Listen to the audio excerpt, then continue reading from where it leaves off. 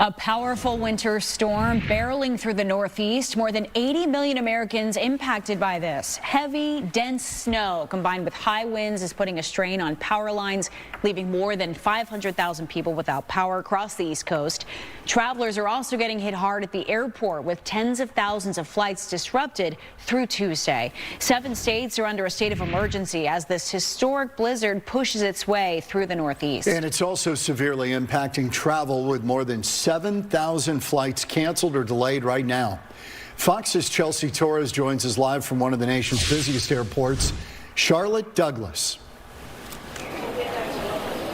Yeah, John, Christina, this really has kind of been the halfway point for a lot of families trying to get back home to the Northeast. A lot of travelers that have been stranded here at this airport tell me that even airlines can't get them home until Thursday or Friday. Even a rental car is a no-go. At this point, all of these travelers are doing any means possible just to get back home. I talked to 4 people, and we were like trying to brainstorm, like if we get a van, we can all get in the van. We're stuck. Come get us. Come get us, please. One friend found out that's stuck in Charlotte, so she texted me and said, hey, I'm like an hour outside. Do you want us to pick you up? I'm like, sure, why not? So we're now driving, the 4 of us, back to Massachusetts. New York City and New Jersey lifted their travel bans for those who may try to drive home, but they're still urging people to stay off the roads.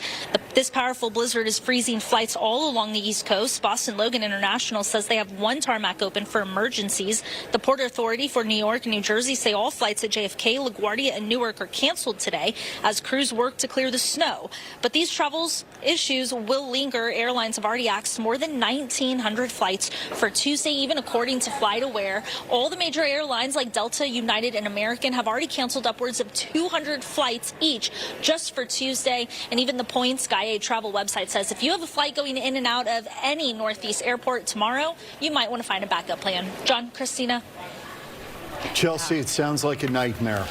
That's tough going. Chelsea Torres tonight. Thank you. Yeah. The big winter storm still causing problems tonight. Yeah, meteorologist Erica Horvatine is tracking this for us tonight.